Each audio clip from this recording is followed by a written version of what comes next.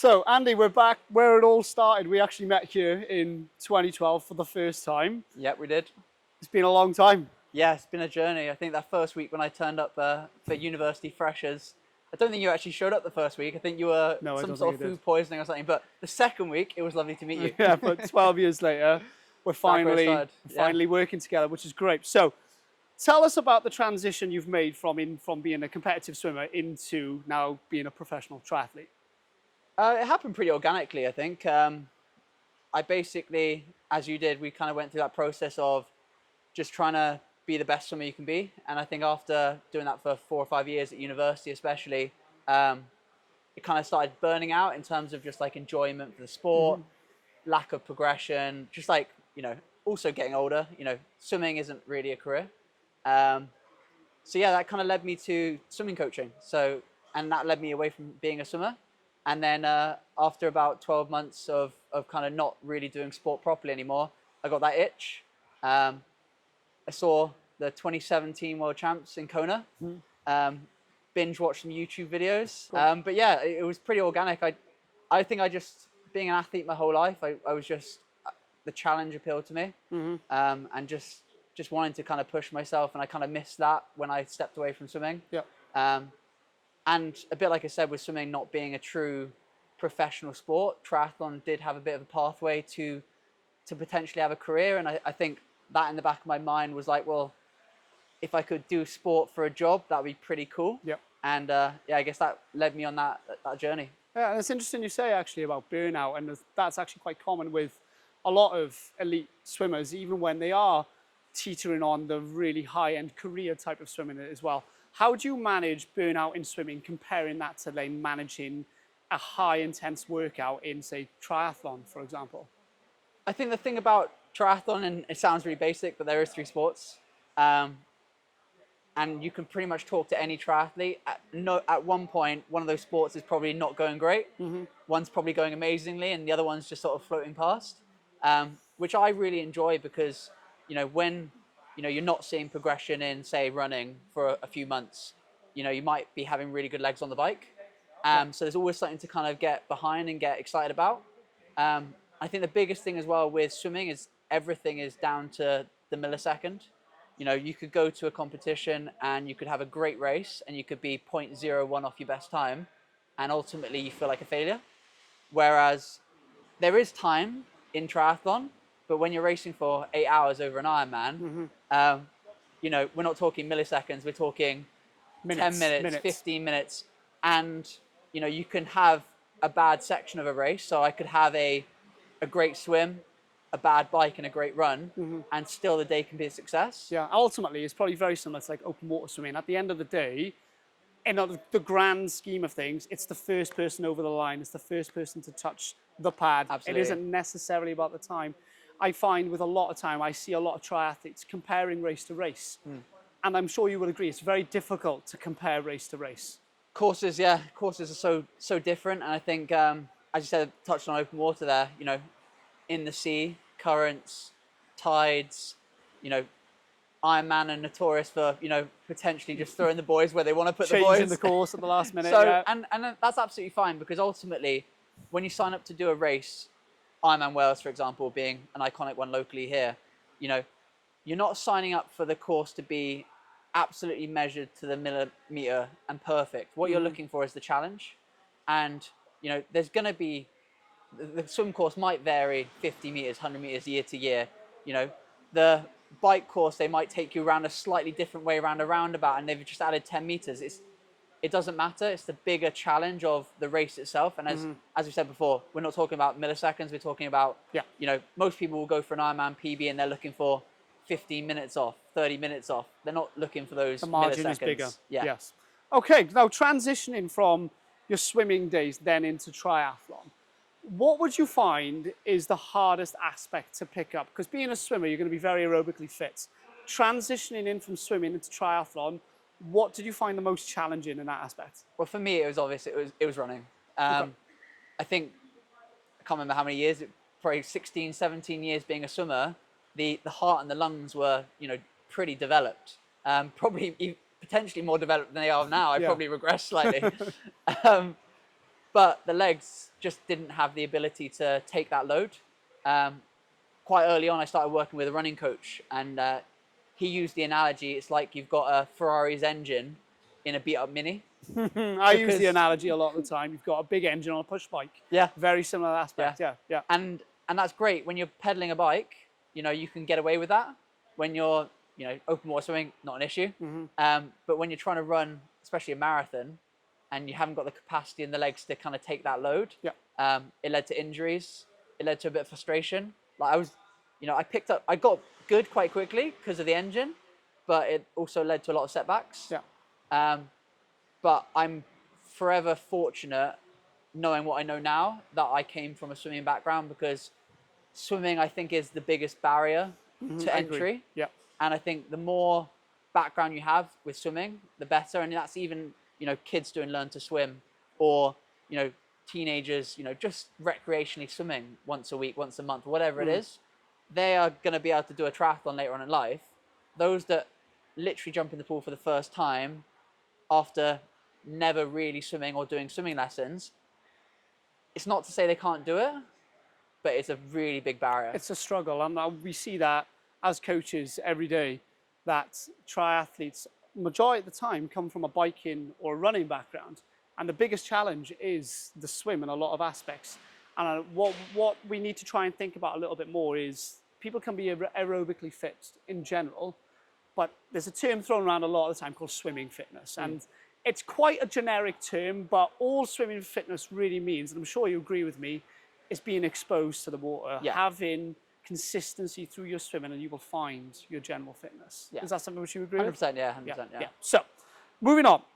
I'm going to touch upon something which you mentioned there about experiences which you've had, both positive and negative. Okay. But what's the swapping from going from an amateur age group athlete into being a professional athlete? What's that process, and does the training actually change at all?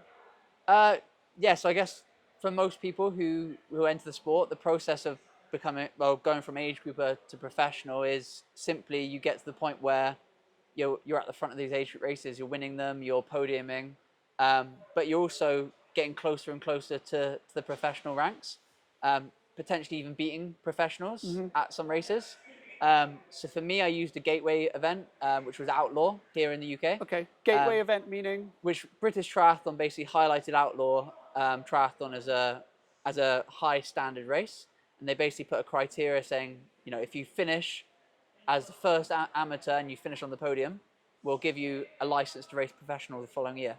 And that's the way I got in. Okay. You can also do it on a percentage of the winner's time at an Ironman race. So those that come and do 70.3 Swansea this year, whatever the winner goes, if you're within, I think, 4% or 5% of that winning time, you are entitled to go to British Triathlon and ask for a license. So that's the process, I guess. I went through it with the gateway. The step up is much, much bigger than I ever anticipated. That's interesting, actually, because a lot of people who are age group athletes have full-time jobs. They have a limited amount of time to how they can train. A lot of people probably perceive being a professional triathlete as, I am quitting my daytime job, and then I'm a professional athlete, and money starts flooding in. And I'm guessing from the laughing, that's probably not the case. Yeah, and it's definitely a misconception. Yeah. You know, there is money to be made in triathlon, and I'd be lying if I say I don't make money through triathlon. I have some great partners. Obviously, the partnership with yourself is one of those. I also earn some money through racing. You know, winning, well, not necessarily winning. I haven't won a pro race yet. Placing. But placing, you know, finishing on a podium at 70.3 Swansea was a really big highlight of that. So there's avenues to earn income. But as you know, my day job or my part-time job is coaching. So triathlon coaching, online coaching, swim coaching, open water coaching. I look at myself as a part-time professional. Okay. Because that's pretty much what it is. If you look at like my income, streams of income, I probably earn 50% of my income through coaching. I earn 50% of my income through being a professional triathlete. So it's got to be a balance. It's got to be a balance of everything. And yeah, exactly. And I think what you said about you know, quitting a day job and then going all in triathlon, it's a very unrealistic avenue unless you have massive financial backing from the get-go. I would say that 75% plus of professionals who race in professional Ironman races, they've got some kind of other income through Okay. coaching or part-time work or whatever it is. But there's very, very few out and out professionals, as in like all they do is train. Yeah. You know, And then to name a few names, it's Charles Barkley. Lucy Charles Barkley, Yeah. you're Alistair Brownlee, obviously Yeah. retired now, Yeah. but you've got to be, and obviously once you reach that kind of standard and tier of ability to earn, you can earn a lot of money Yeah. and you can do very, very well in the sport. And I think that's what's aspirational about being a pro is there is money to be earned and money to be made, but the avenue to get there is Yeah. you've got to work. I guess there's multiple avenues as well. You can put yourself out there as a corporate means, or you can actually be performing really well. And that's probably quite good for professional triathlete because there is multiple ways where you can be proud and call this your job as opposed to a hobby. Fab. Right. Going on to races, you touched upon them before. There's been some fantastic standout races. Now, us being friends, the proudest I've been of you is when you were on that podium in 70.3. It's great to see how much work you put into what you're doing and then you see something from it. Yeah. Talk us through getting on that podium and what was that race like? So that race was very, very meaningful for me because, as I mentioned earlier, the step up from being an age grouper to being a professional was, I think, more significant than I anticipated or gave it credit for. But I think a lot of people underestimate that step up process. It's not about just going a little bit quicker. It's about dynamics, who turns up, and you've got to have a good, consistent day, not just have like a good bike or a good swim. You've got to have a good all-around day. And it actually came at a point last year where I'd had a string of some really bad results. So I'd gone to Ironman Texas and caught the flu. I finished, but it wasn't pretty. I flew all the way to Australia. Again, had a terrible day.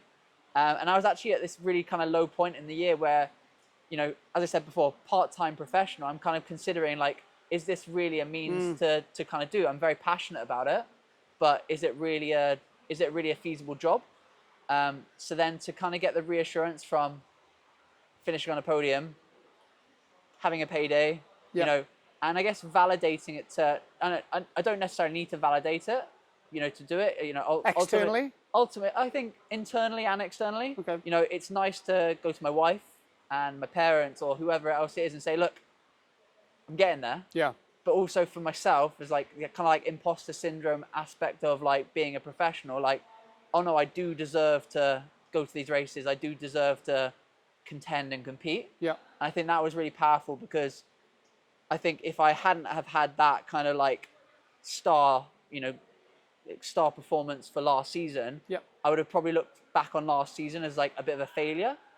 Whereas actually with that one result, it was my best season ever. Yeah. And that's a positive thing. I can imagine it's so volatile in the sport. Even though it's a long race, there's such fine margins.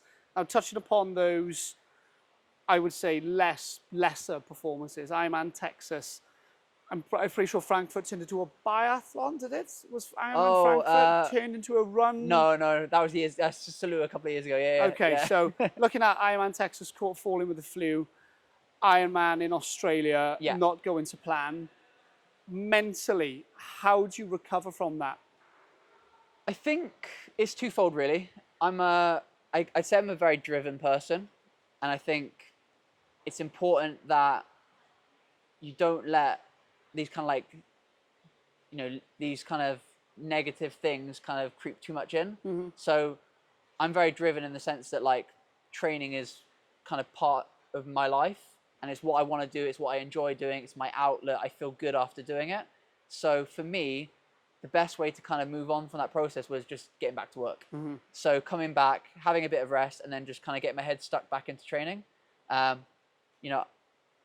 from a swimming background, diving in the pool when everything goes kind of silent is a bit like therapy because, everything goes like kind of quiet.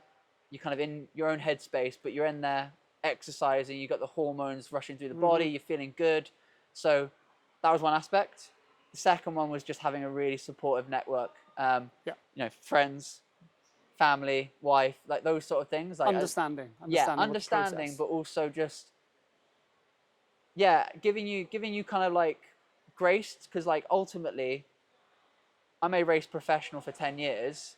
I might only have 5 to 10 races that I'm truly happy about Yeah. and content about, and I'm going to have 100 which probably don't go perfectly to plan. And it's just about understanding that process of, I'm doing the sport to kind of see how good I can get. Yeah, have a career hopefully, but I'm always striving to see how good I can be, and you're going to have a lot of bad results before you have a good result. Yeah. And I think that's last season probably captivates that really nicely with 4 or 5 pretty crap results and one really good one. Yeah. And I'm hoping this year's a bit more consistent. Yeah. But I think that's part and parcel of sport. Yeah, and I agree. It's like being your friend. It's even though it's very, very good to see you perform, it's also very hard to see you when you don't perform, Yeah. seeing all the work you put into it. How do you would block out external influences? So, for example, if you're making the decision to say not transition into the run, or pull up on the run, or not even start the bike, how do you make that decision in the moment? What's going through your mind in that decision? They can be pretty emotional, I'd say, especially because anyone who's done a race that's lasted, for the professionals, 8 to 9 hours, age groupers last up until 17 hours. It's impossible to have a really clear mindset throughout the whole process of being like completely present, completely content with what you're doing. You're gonna have downs, you're gonna have lows, and it gets pretty emotional. I'd say, like, I'm quite happy to say that pretty much every Ironman race I've ever done, I've cried at some point. That's Yeah. because you're throwing. I'm sure a lot of people will share Yeah, that with hundred you. percent. I've seen on race club, I've seen hundreds of people crying, and that's because it's the investment of the time and energy you put in to get there, but then also the race itself being such a brutal distance, and that's why everyone does it, is because of how brutal it really is. Yeah. But I guess when I've had those results where I've maybe pulled out or decided not to finish, I think it's been a very difficult decision. I think the difference between, I guess, myself being a professional and then like an age grouper is, if I was an age grouper and I was only doing like 1 Ironman a year or 2 Ironmans a year, I'd finish them no matter what, and I'd walk around and I'd just get to the end. But being a professional and knowing that there could be another race in 2 weeks' time, you've also got to think about you've got to think a bit more of it like as a career and as a business, of like, well, this isn't, sometimes there's a reason to walk it in, but sometimes there's a reason to say, well, actually, today's not my day. There's a race in 3 weeks' time. Let's get home, go to bed, try again 3 weeks' time. And actually, my season before last, I DNF'd because of a mechanical one weekend, came back 7 days later and raced 70.3 Swansea and got fourth. Yeah. And if I'd finished that race the week before, I definitely wouldn't have got fourth at Swansea. Yeah. So, and it's very similar to, like, interesting you say about the analogy of, I've got another race in 3 weeks' time. Looking at like Formula One, that's like why they retire cars early, because Exactly. they just say, look, you know what, let's save. It's not our day today. let's fix the car. You're not again. going, Yeah. I've crashed today, so I'm not going to do the rest of the season. It's kind of having that experience and that know-how to go, you know what, I don't have to prove anything to anyone. Or the only person I'm trying to prove to is myself. Yeah, for This isn't my optimum. So I'm guessing the mindset a lot of the time then is not one of negativity, but one of positivity and looking forwards. Yeah, 100%. And I think you're looking forward, so you're using that kind of forward thinking mindset. But I always say that it will always follow with some emotional tears. Yeah. Because it's very difficult to finish a race and then go back, turn on your phone, for example, and feel like you've let people down, or have people question like why you've not finished a race and stuff like that. And I think that way then you can get that like failure kind of feeling coming through. But what I think I've really come to understand in the last 12 months more than ever is that not many people really care. Yeah. Not and No, and no I think one does, no. you always care about it because it's so personal to you. But ultimately, people who are invested in you as an athlete and are hoping you do well and succeed. Yeah. They don't care if you've had a bad day. They might want to know why, just because they're interested, but they're hoping that you have a good day. And if that means that you have a good day next month or 2 months' time, then Yeah. they're happy. Yeah. They are just invested in the journey. They're not invested in, you hope they're not invested in seeing you fail, basically. Yes, of course. And I suppose everyone's going to want to see you succeed regardless of that anyway. I'd like to think so. Yeah, I'd yeah. like to think so, yeah. So moving on to a little bit of coaching. Now, not many people will probably know this. Even though you're a very qualified coach yourself, you have your own coach. Yes. Talk us through who your coach is and why you feel as a professional, even though that you're already coaching people, why you feel you also need a coach yourself. Okay, good question. Yeah, so as you mentioned there, yeah, I coach with RAS Endurance, a company that's based here in South Wales. I absolutely love coaching, and as we kind of mentioned earlier, I started triathlon through the medium of being a swimming coach. So I became a swimming coach. I then had an itch to do sport, and then went back to sport in terms of triathlon. So my passion for coaching is so interlinked with being an athlete myself as well. Why do I value having a coach? The honesty is that when I started triathlon, I thought I could do it all. And I was self-coaching myself. I had input from people who helped me, but I very much winged it.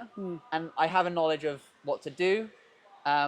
But once I got to a certain point, I needed someone to take an outside look at what I was doing. And I think it's very easy to, when you're coaching yourself, to look at the next week or the next day and have a very, again, going back to emotions, a very emotional decision of to do more, to do less, to, if you're doing a swim session, for example, oh, okay, 4K will do today. Even though I plan to do 5, 4K will do. When you have a coach, that decision-making aspect of your day-to-day goes. Yeah. And I think what I've loved is taking all that mental stress that I would put into what I need to do to perform and giving it to someone else.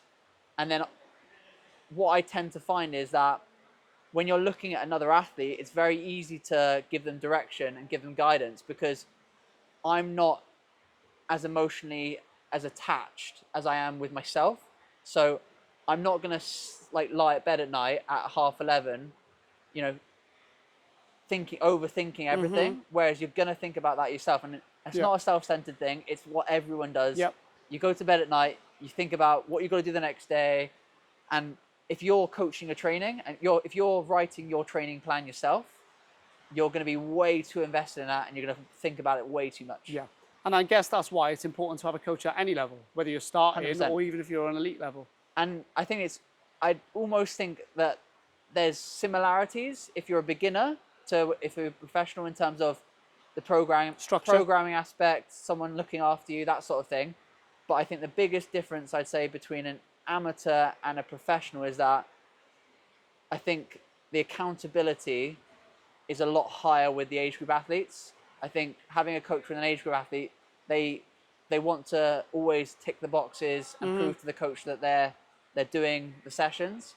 Whereas I feel like when you're professional already, your accountability should be a lot higher anyway, and you shouldn't need someone to be like, why haven't you ran, swam, biked for 3 days or whatever it is, Yeah. So it's an interesting one, but I think coaching is probably one of the biggest things that people should invest in before a nice fancy bike, the most expensive wetsuit, the nicest trainers. I think having a coach is probably a fundamental piece. And then obviously going back to my swimco, if you haven't got a background in swimming coaching is probably the biggest, most important, even more than having a triathlon specific coach. Yeah, and that, not to talk about my swimco too much, but the swimming element is the hardest one, which you haven't done before. Everyone knows how to run, everyone knows how to bike. If you are, what would you say to a beginner who's very good at running or on the bike or both, who want to start into triathlon? What tips you giving them to start up and try? Or what tips you giving them when they're swimming as well? So if we take just triathlon in general, it would just be, for the first few months, just getting in the pool, enjoying the process of mixing up the sports, because as I said, if you take just a pure runner, you know, just starting to cross train a little bit more, getting him in the pool, frequency over duration. If you can jump in 3 or 4 times a week and do 500 meters, that's better than jumping in once and trying doing 1,000 meters. You know, Yes. so lots of frequency. In terms of a coaching aspect, we've got to go fundamental, and it sounds really basic, but posture, line, balance, Yes. floating, streamlining, kicking, like really simple drills. If you, when you start your triathlon journey, if you nail them from the get-go, you will do absolutely amazingly. Yeah. If you start swimming with terrible technique from the offset, you're going to have to correct a lot, Yes. and it'll actually be a harder process. Yeah. So I'd almost say like start with the basics. Yes. Always. Yeah. And I agree. I find that if you don't start at the basics, you reach your ceiling very quickly. early, Yeah, very, yeah. very quickly. And it's very easy in the triathlon game to go in and swim the distance. A lot of people just try and swim the distance, which is going to tie you over for a long period of time, but you're always going to reach your ceiling relatively early. Yeah, 100%. What's next? What's on the agenda for this season? So this season I'm going to try and do the Ironman Pro Series. So not to bore everyone, but I basically got to do 5 races and try and score as high a points as I can based on the winning time. So you basically, I think the slogan is every second matters, or every second counts, or something along those lines. So basically finish as close to the front of each race as I can. So I'm going to go to Ironman South Africa, Ironman Texas. I'm going to race at home at 70.3 Swansea, and then seeing how the first few races go, hopefully the Ironman World Champs in Nice, and then the 70.3 World Champs in Marbella. And that will be my season. Maybe add one more race around there. Brilliant. Well, good luck for it. Thank you very much. Thank you very much.